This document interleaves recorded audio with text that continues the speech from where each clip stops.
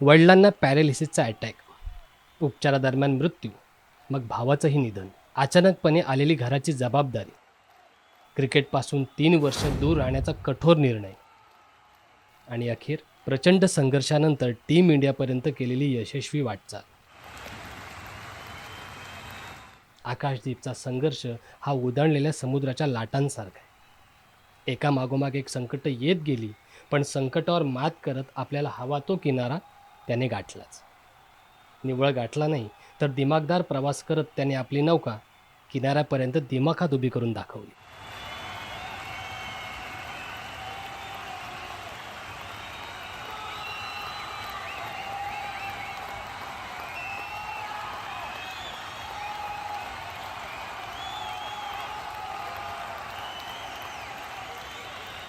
आकाशदीप मूळचा बिहारचा. बिहारमधल्या सासाराममध्ये आकाशचा जन्म. आकाशचा जन्म झाला तेव्हा आकाशचे वडील एका शाळेत शिक्षक म्हणून नोकरी करत होते. मध्यमवर्गीय कुटुंब. आकाशसाठी त्याच्या आईवडिलांनी पाहिलेली स्वप्नही साधी होती.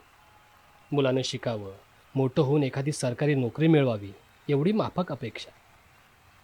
पण आकाश नावाप्रमाणेच त्याचे स्वप्न आकाश एवढी मोठी. लहानपणापासूनच आकाश क्रिकेट खेळू लागला होता.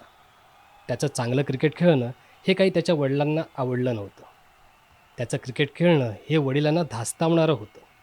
वडील टेन्शनमध्ये. शेजाऱ्यापाजाऱ्यांचं समजू शकतो, पण खुद्द आकाशच्या बाबांनाही त्याचं क्रिकेट प्रेम आवडलं नव्हतं.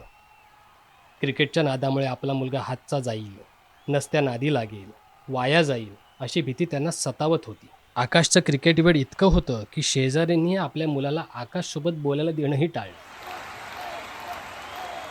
क्रिकेटला होणारा विरोध, वडिलांचा रोष, ज्या क्रिकेटवर आकाशचं जीवापाड प्रेम आहे त्याच क्रिकेटला स्वतःपासून दूर ठेवणं, हे सारखंही आकाशला असह्य होतं.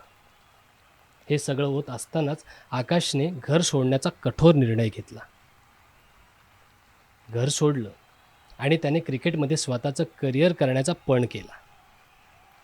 बिहारमध्ये राहून हे करणं शक्य नव्हतं, कारण बिहार क्रिकेट असोसिएशन सस्पेंड झालं होतं.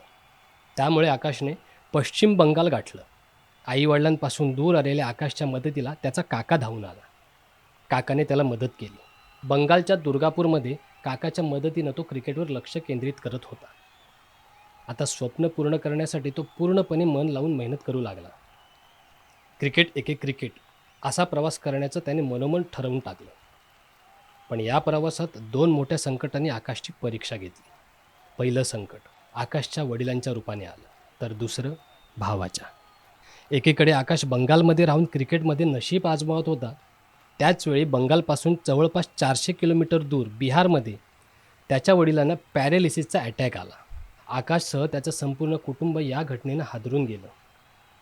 वडिलांचा उपचारादरम्यान मृत्यू झाला आणि एक दुःखाचा डोंगर आकाशच्या कुटुंबियांवर कोसळला.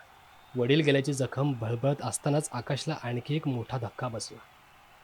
6 महिन्यांच्या अंतरात घरातले 2 कर्ते पुरुष गमावणं काय असतं याची कल्पना करणंही अंगावर काटा आणणारं होतं.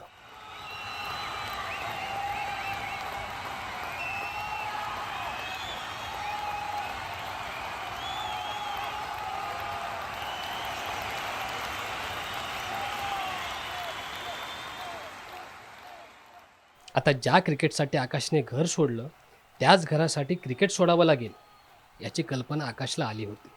जसं घर सोडण्याचा कठीण निर्णय आकाशने घेतला, तसा आणखी एक कठीण निर्णय आकाशने घर सावरण्यासाठी पुन्हा घेतला. कुटुंब की करिअर या प्रश्नात आकाशने कुटुंब निवडलं. हा निर्णय सोपा बिलकुल नव्हता, पण त्यासाठी क्रिकेटला 1-2 महिने नाही, तर तब्बल 3 वर्ष आकाशने स्वतःपासून दूर ठेवलं. घर सावरण्यासाठी त्याने उचललेलं पाऊल सोपं निश्चितच नव्हतं. या 3 वर्षात त्याने बॉलकडे ढुंकूनही पाहिलं नाही, ना कधी मैदानाची वाट धरली. या दोन्ही गोष्टी त्याला खुणावत नव्हत्या असं नाही, पण परिस्थितीने त्याच्यावर आणलेली वेळ, नियतीचा खेळ, या सगळ्यांपुढे आकाश हतबल होता. आई, 2 बहिणी या तिघींसाठी आकाशने घराची संपूर्ण जबाबदारी आपल्या खांद्यावर उचलली. वडील आणि मोठ्या भावाच्या पश्चात आता आकाश घरातला कर्ता पुरुष म्हणून पुढे आला. त्याने आईसह बहिणींनाही दुःखातून सावरलं, जगण्याचं बळ दिलं. घराची हालाकीची परिस्थिती सुधारण्यात त्याने महत्त्वाचा वाटा उचलला. पण क्रिकेटचं स्वप्न आकाशला स्वस्थ बसू देणारं नव्हतं.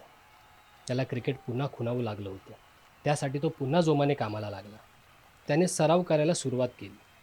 पण आव्हानांनी आकाशचं पाठलाग करणं सोडलं नाही.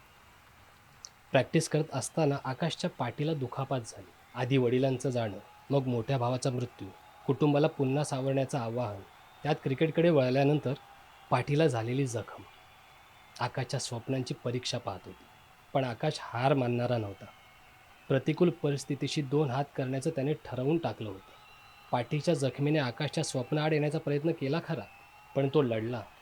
खंबीरपणे त्याने सर्व संकटांना तोंड दिलं, मेहनत केली, प्रामाणिक राहिला, संघर्ष केला. या संघर्षात राणादेव बोस आणि सौरशीष लहारी यांनी आकाशला मदत केली. क्रिकेटचे धडे गिरवण्यात आकाशला या दोघांनी मोलाची मदत केली. आकाशने क्रिकेट खेळायला पुन्हा जोमाने सुरुवात केली. एका मॅचचे आकाशला 6,000 रुपये मिळायचे. महिन्याला आकाश कसाबसा 20,000 रुपयांची कमाई करायचा. त्यातली थोडी रक्कम स्वतःकडे ठेवून तो सर्व पैसे घर खर्चासाठी पाठवून द्यायचा.